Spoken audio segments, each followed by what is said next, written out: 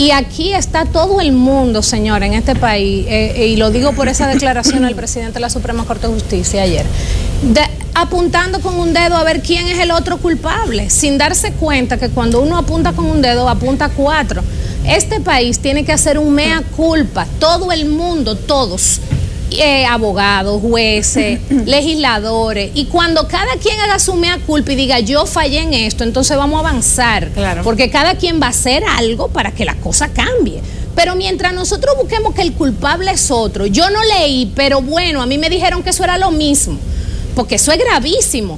O sea, yo eso no leí, pero me dijeron que era lo mismo, y eso te justifica a ti no haber leído, porque te dijeron que era lo mismo, sabiendo la marrulla que hay en ese Congreso. Pues yo nunca he estado ahí adentro. Y yo sé, porque lo he visto lo que ocurre en la práctica en el Congreso Nacional. ¿Y cómo me voy yo a sentar ahí y decir, bueno, eso como que un juez diga, bueno, fallaron esa sentencia, ay, yo no sabía, yo la firmé, pero que a mí me dijeron que decía tal cosa. Yo lo introduje porque me lo pasaron así y me tomaron de tonto en mi buena fe. Laura, son 25 las observaciones. ¿Entiendes tú que debió haber habido algún otro elemento a ser tomado en cuenta? ¿Qué le está faltando o qué podría incluirse en el debate? Yo ya señalé que entiendo que debió ampliarse más el asunto de la prisión preventiva, que también debió profundizar en los aspectos procesales prácticos con los fines de agilizar los procesos. Creo que fue muy injusto con los empleados de baja jerarquía de los tribunales, porque nadie se da cuenta de la gravedad de que el Código Procesal Penal otorgue plazos tan cortos para las notificaciones y citaciones, cuando esas modificaciones amplían los plazos para los otros actores del proceso. Esta era una oportunidad para hacerlo. La secretaria y los alguaciles siguen con esa espada sobre sus cuellos, sin suficiente ingreso ni fondo para poder cumplir con plazo de 24 y 48 horas, pero con todo el peso y la responsabilidad de que los procesos se logren. Incluso ni siquiera con presupuesto para hacerlo, Laura, ni con condiciones. Tú sabes que cuando tú estuviste con nosotros la última vez comentando esto, tuvimos muy buena retroalimentación de ese personal administrativo de los tribunales que le toca hacer ese trabajo. Gente que nos comentaba y nos escribió por las redes sociales que esos son los que hacen el trabajo y nadie le está haciendo caso, que ni siquiera se toman medidas internas para que ellos puedan hacerlo, ni en los juzgados de instrucción, ni en el Ministerio Público. Esos empleados bajitos, esos ministeriales que son de estrado, que no le dan ni un galoncito de gasolina. Pero que el asunto no es solamente no darle galón de gasolina. Primero, la dignidad de un empleo que tenga un salario digno. Valga la redundancia, pero también es el hecho de tener los mecanismos prácticos, la estructura administrativa para poder lidiar con esas responsabilidades. El Código Procesal Penal le da una carga de responsabilidad grandísima a la secretaria de los tribunales. Sin embargo, la justicia, dado su corto presupuesto, se concentra esencialmente en los salarios de los jueces y en los salarios de los fiscales.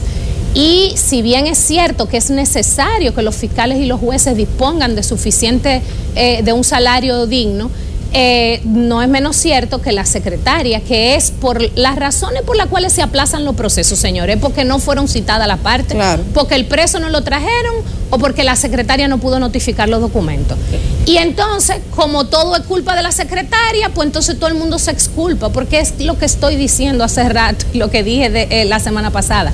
Aquí estamos equivocados, apuntando con un dedo al otro que es el culpable, y eso mismo pasa en estrado. Ay, magistrada, mire, vamos a pedir un aplazamiento porque no recibimos notificación de los documentos.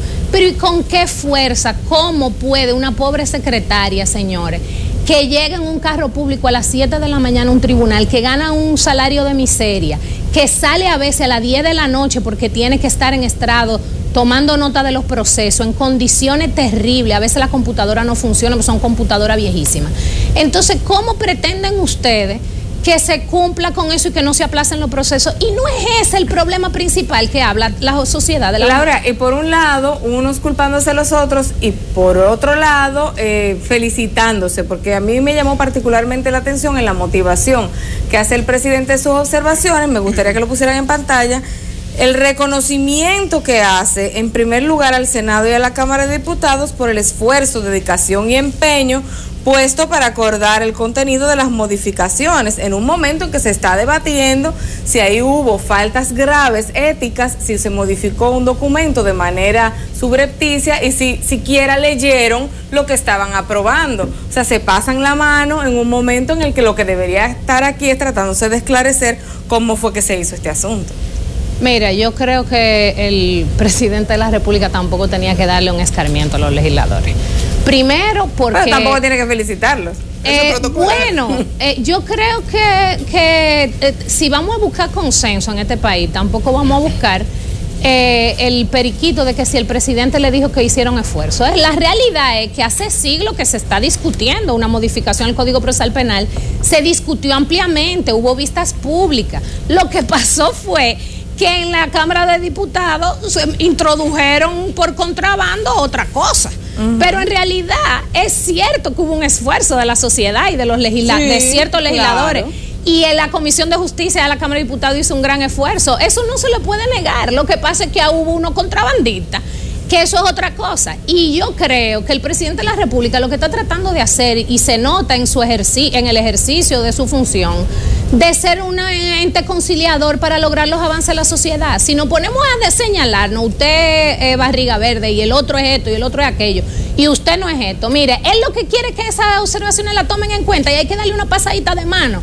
Pues vamos a pasarle la mano, ¿qué importa? No se me quita un pedazo por eso. Laura, debemos finalizar, pero quisiera preguntarte de manera externa, ¿qué lectura te da el hecho de que haya sido introducido por el Senado de la República?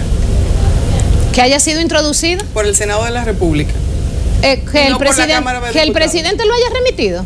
Pero porque por esa Cámara. Y no porque el Senado del Senado salió y ahí es donde él tiene que remitirlo, no lo puede remitir a la Cámara de Diputados.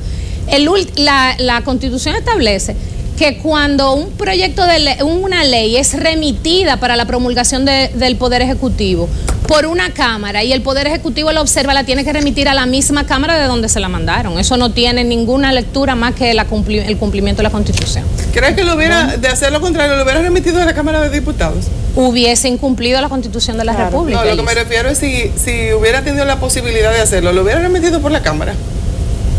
Yo esa pregunta no me la hago porque eso es como decir si el cielo pudiera ser morado. ¿Es posible que sea morado? No, el cielo no es morado, el cielo es azul, Elisa. Yo no creo la Constitución establece que al Senado, si hubiera sido a la Cámara de Diputados, lo remite a la Cámara de Diputados. Bueno, no veo, y creo que sí, que debió haber. Si hubiera podido, vamos a suponer, vamos a hablar en el mundo de la hipótesis. Claro.